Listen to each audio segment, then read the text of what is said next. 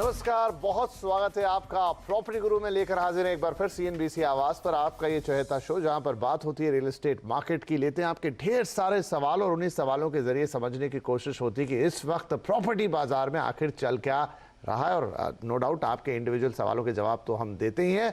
और ये सारी बातचीत करने के लिए आज हमारे चिर परिचित, आप जिन्हें बहुत अच्छी तरीके से जानते हैं, प्रॉपर्टी गुरु मोहम्मद असलम साहब स्टूडियो में मौजूद हैं। सर, आपका बहुत बहुत स्वागत है। तो आज असलम साहब के साथ ढेर सारी बातें होंगी, प्रॉपर्टी बाजार का ताज़ा हाल लेंगे, आपके सवालों के जवाब भी लेंगे। लेकिन सबसे पहले एक पर्सपेक्टिव जो हम हमेशा पूछते हैं उनसे, सर इस वक्त अगर हम देखें रियल एस्टेट मार्केट को तो कैसा चल रहा है आफ्टर द बजट, क्या है हालात? देखिए विपिन, जैसे हमने बात भी कर रहे थे अभी शो स्टार्ट होने से पहले कि अभी लाइक वही है, मतलब कुछ चेंज नहीं हुआ है। इफ़ यू आस्क मी कि जो भी अनाउंसमेंट थे, आई थिंक वो लास्ट टाइम हमने बात की थी तो टैक्स रिलेटेड काफ़ी बातें हुई थी यानी, बट अभी जो लोगों का रुझान है वो उसी तरफ है कि जो पुराना ऑप्शन जो उनको दो थे उसमें से उसी पे वो जा रहे हैं। पुराने नए में उनको थोड़ा समझ में नहीं आ रहा है, और वो मैं कहता हूँ एक रियल एस्टेट के लिए अच्छी बात है, क्योंकि अच्छा है कि लोग अगर वो पुराने ऑप्शन पे ही रहें तो सेल ऑफ फ्लैट्स वगैरह हमने कहा था वो इम्पैक्ट हो सकती हैं। लेकिन जिस तरह से चल रहा है, मुझे लगता है कि आज की डेट में अगर आप पूछेंगे तो हर सिटीज़ में रेजिडेंशियल सेल्स की ही बात अगर करें तो जो अच्छे रेप्यूटेड डेवलपर्स हैं, जो उनके लॉन्चेस हुए हैं, उनको काफ़ी अच्छी सेल देखने को मिली हैं। जितना भी डेवलपर्स हैं, हमको न्यूज़ मिलती है, वो कहते हैं कि वॉक-इन्स भी अच्छे हैं। तो ओवरऑल एट अ लेवल जहाँ पे देश में काफ़ी चीज़ें चल रही हैं, लेकिन उसके बावजूद भी जो लोगों की पॉकेट में आ रहा है वहाँ पे अच्छे सेल्स आ रहे हैं, वहाँ पे अच्छी सेल्स, बजटेड, वेरी गुड, बिल्कुल बजटेड पे है। अभी भी हाई एंड का वो नहीं है, अभी भी मिड या अपर मिडिल क्लास वाले लोग काफ़ी बाहर हैं मार्केट में और अवेल कर रहे हैं, क्योंकि इस टाइम डेवलपर भी थोड़े सॉफ्ट हो गए हैं। काफ़ी उम्मीदें थी उनको भी बजट से कि कुछ आएगा तो कुछ होगा, लेकिन अभी वो भी समझ गए हैं कि भाई यही मार्केट है और इसी में जो उनको अपने वेयर्स एंड मीन्स के हिसाब से ही उनको अपना बिजनेस चलाना है। तो गवर्नमेंट से जो अपेक्षा थी उनकी पूरी नहीं हुई है, तो वो खुद ही हिसाब से अपना जहाँ डिस्काउंट देना है वहाँ डिस्काउंट दे रहे हैं, जहाँ पे उनको लगता है कि मुझे डिलीवरी जल्दी पहुँचानी है वहाँ कर रहे हैं। तो आप अगर देखेंगे तो आने वाले समय में बहुत लॉन्चेस कम होते चले जाएंगे, जो अभी का मार्केट दिख रहा है। तो उससे क्या होगा कि जो इन्वेंट्री है वो धीरे धीरे ऑक्यूपाई होनी जाएगी। और जिस तरह से हम बात भी कर रहे हैं कि अभी लोग आ रहे हैं खरीदने के लिए, क्योंकि अभी मुझे लगता है कि सबकी एक्सपेक्टेशन खत्म हो गई है। अभी जो करना है हमें खुद करना है, तो इसलिए जिनको खरीदना है वो ज़्यादा एक्सपेक्ट नहीं कर रहे हैं कि कुछ और कम होगा, और जो डेवलपर्स हैं वो एक्सपेक्ट नहीं कर रहे हैं कि कुछ प्राइसेस बहुत ज़्यादा बढ़ेंगे।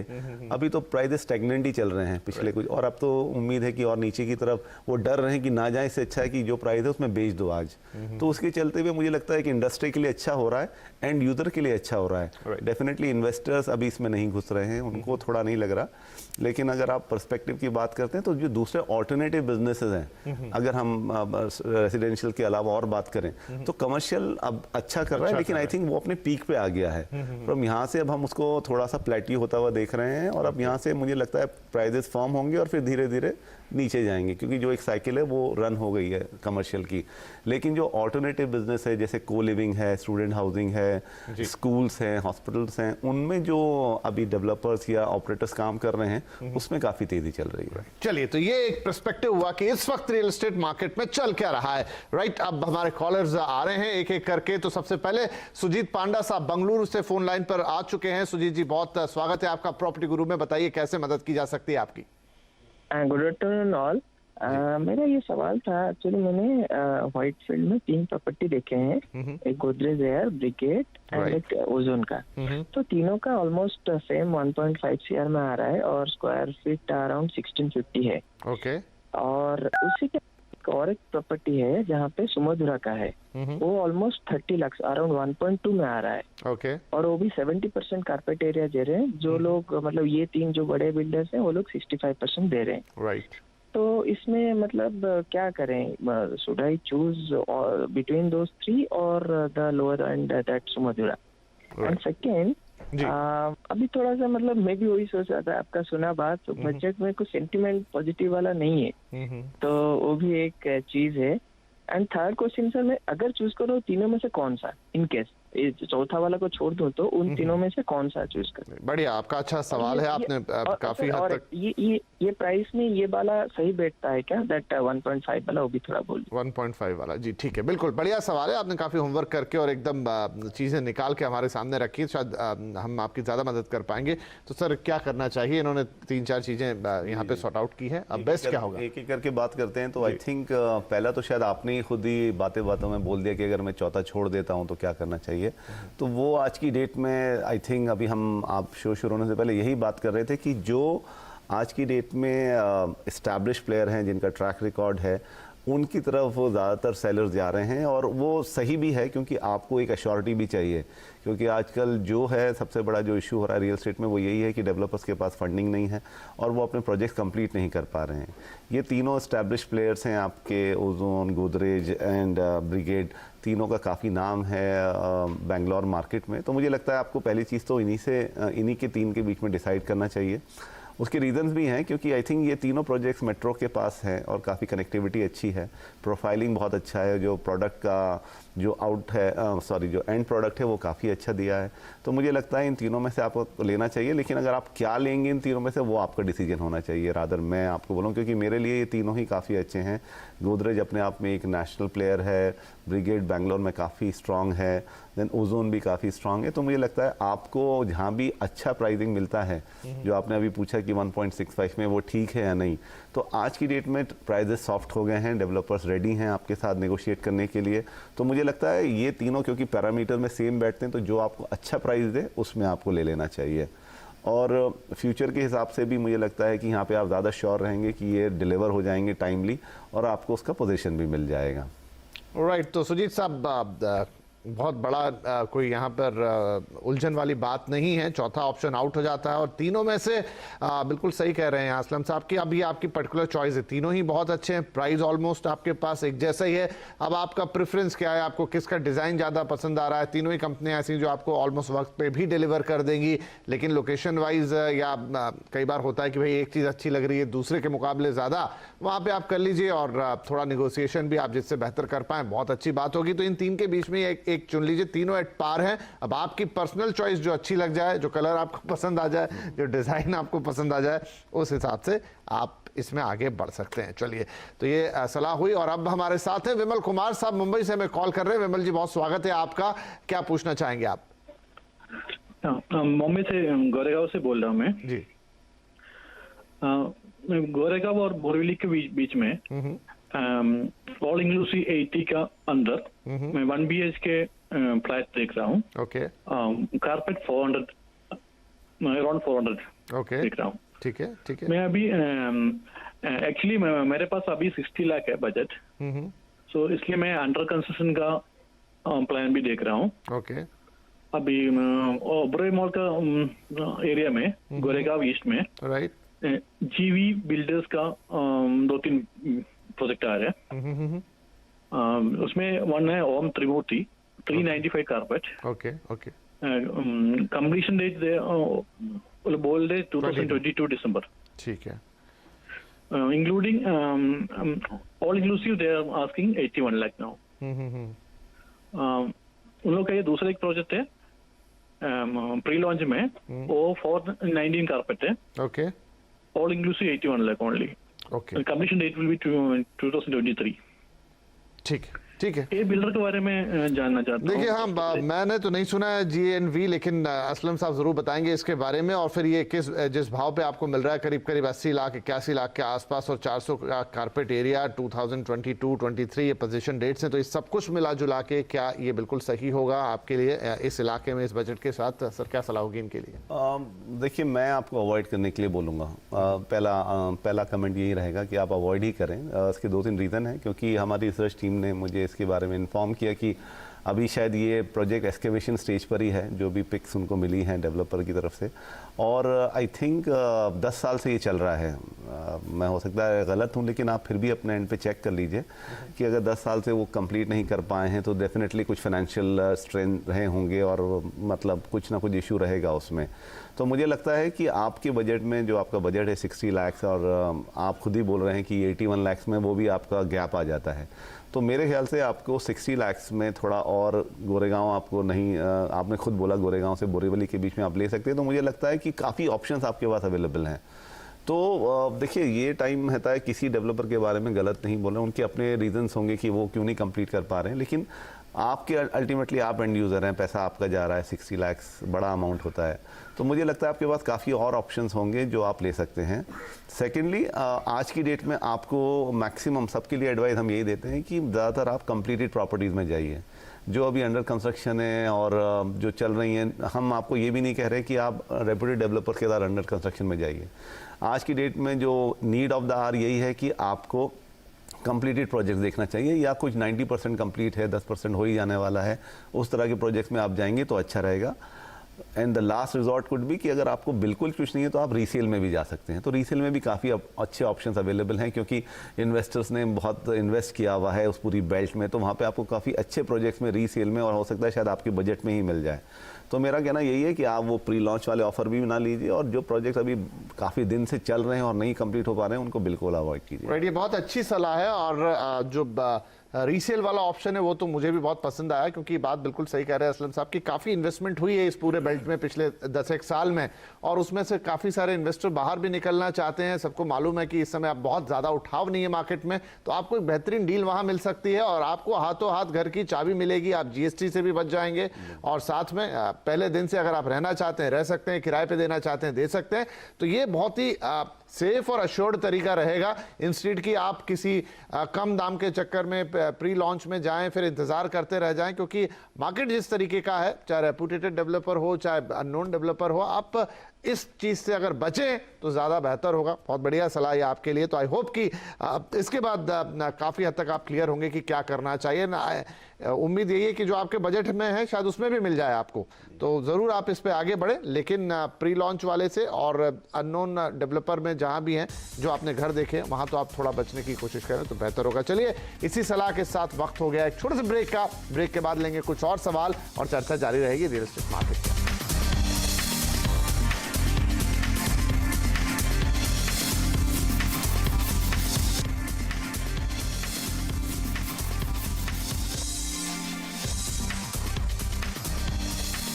Welcome back. CNBC आवाज पर इस वक्त जारी है प्रॉपर्टी गुरु, और हम दे रहे हैं आपके सवालों के जवाब। असलन साहब हमारे साथ बने हुए हैं, और अब हमारे अगले कॉलर भी फोन लाइन पर आ गए हैं, सनी साहब।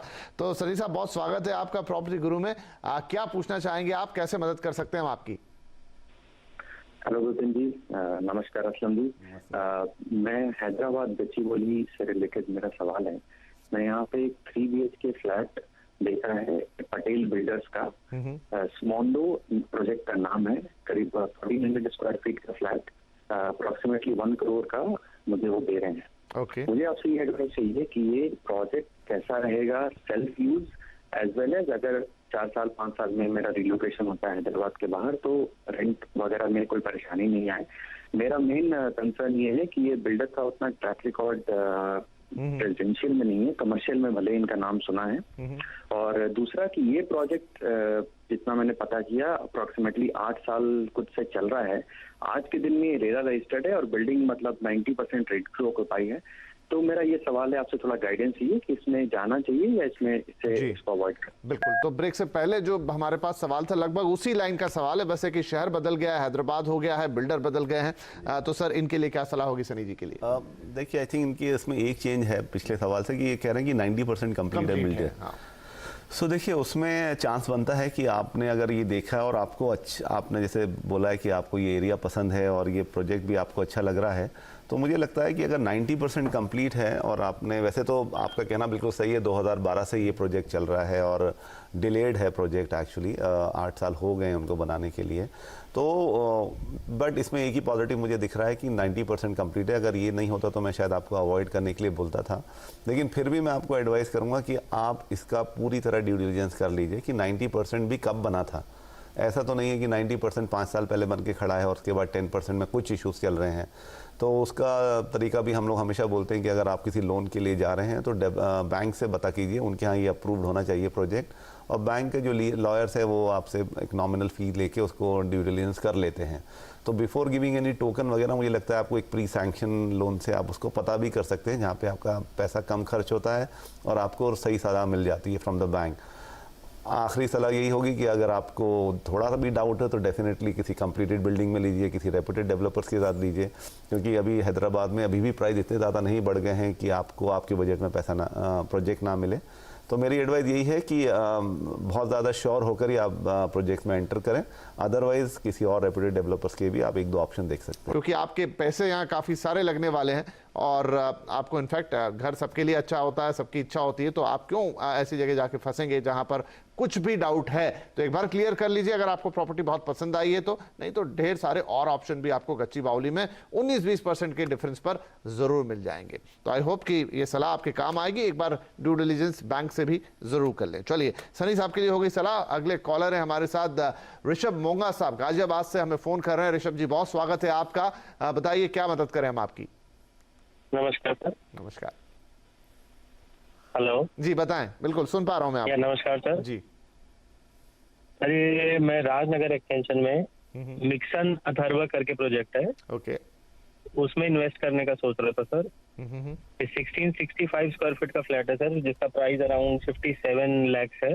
ओके, एंड इसकी पोजीशन है जून 2024। तो सर मुझे ये जानना था कि बिल्डर कैसा है, मींस इसका track record and all, and what I can expect like after 4 years. ठीक है, अप्रिसिएशन आप जानना चाहते हैं, तो आप रहेंगे यहाँ या ये सिर्फ आप एक इन्वेस्टमेंट करना चाह रहे हैं?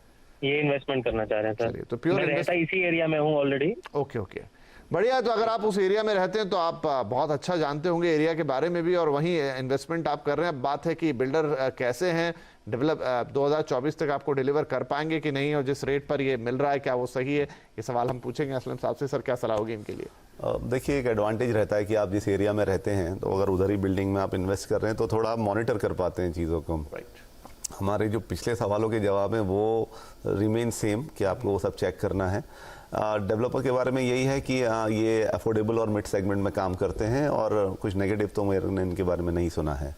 सो आप क्योंकि उधर ही उसी एरिया में रहते हैं ऋषभ जी, तो आपको थोड़ा खुद चेक करना पड़ेगा कि प्रीवियस ट्रैक रिकॉर्ड क्या रहा है, क्या उन्होंने बनाया है, और अभी ये बिल्डिंग भी किस हद तक बन गई है। जो भी है, आप इन्वेस्टमेंट करना चाहते हैं तो बस मैं इतना कहूँगा कि क्योंकि अभी ये एरिया अभी डेवलप हो रहा है, राजनगर एक्सटेंशन और नेशनल हाईवे 24, फिर वो मेरठ से कनेक्टिविटी, ऑल दैट वो हो रहा है, और इस पर काम भी अच्छा चल रहा है, मेट्रो की भी बातें हो रही हैं। बट ये चीज़ें सब कंप्लीट होते होते आपका जो 4 साल का होराइजन है उसमें शायद नहीं हो पाएगा। तो आपका होराइजन अगर इसको आप 7 से 8 साल करते हैं तो डेफिनेटली आपको अच्छे अप्रिसिएशन मिलने के चांसेस हैं, लेकिन 4 साल में तो मुझे थोड़ा मुश्किल लगता है। प्राइस क्योंकि आपको ठीक ठाक मिल रहा है, कुछ 3000 के करीब, तो मुझे लगता है कि अगर आपको बाकी चीज़ें सेटिस्फाइड है और आप अपना होराइजन बढ़ा सकते हैं तो डेफिनेटली आप इसमें इन्वेस्ट कर सकते हैं। अदरवाइज अगर आपको इन्वेस्टमेंट के लिए करना है तो फिर मुझे लगता है ग्रेटर नोएडा या नोएडा एक्सटेंशन बेटर लोकेशन है, इन NCR में ही अगर आप बात करें तो आप चॉइस कर लीजिए, सारे प्रॉस एंड कॉन्स देख के और फिर डिसाइड कीजिए। राइट। और 57 लाख जैसा अमाउंट है तो मेरे ख्याल से दुकान वगैरह जैसी कमर्शियल प्रॉपर्टी भी देख सकते हैं। तो इस पर एक बार ऋषभ साहब और विचार कीजिए पूरी तरह से। देखिए, आपको कोई जल्दी तो है नहीं, आप आराम से रह रहे हैं, इन्वेस्टमेंट ही आपको करनी है, तो आप अपना पैसा सुरक्षित भी इन्वेस्ट करना चाहेंगे और ऐसी जगह इन्वेस्ट करना चाहेंगे जहां से रिटर्न बढ़िया आए, तो कोई जल्दबाजी नहीं है। अब आप कमर्शियल प्रॉपर्टी के लिए भी सोचिए, आप घर लेना चाहते हैं तो उसके लिए भी सोचिए, और जैसा असलम साहब कह रहे हैं कि भाई दूसरे इलाके हैं जहां बेहतर अभी आपको इन्वेस्टमेंट पे रिटर्न मिल सकते हैं, वो भी उसमें एक पॉइंट रहेगा। बनी बनाई प्रॉपर्टीज भी तैयार खड़ी हैं जहां आपको कोई रिस्क नहीं रहेगा, वहां भी इन्वेस्ट कर सकते हैं। तो 2-3 पॉइंट्स हैं, एक बार रिहाइश कीजिए, दोबारा सोचिए, हमें फिर दोबारा लिखिए, हम आपकी आगे और मदद करेंगे, लेकिन सोचने के लिए आपको कुछ पॉइंट देके जा रहे हैं। राइट। तो इसी के साथ वक्त है एक छोटे से ब्रेक का। ब्रेक के बाद कुछ और सवाल, कुछ और बातें।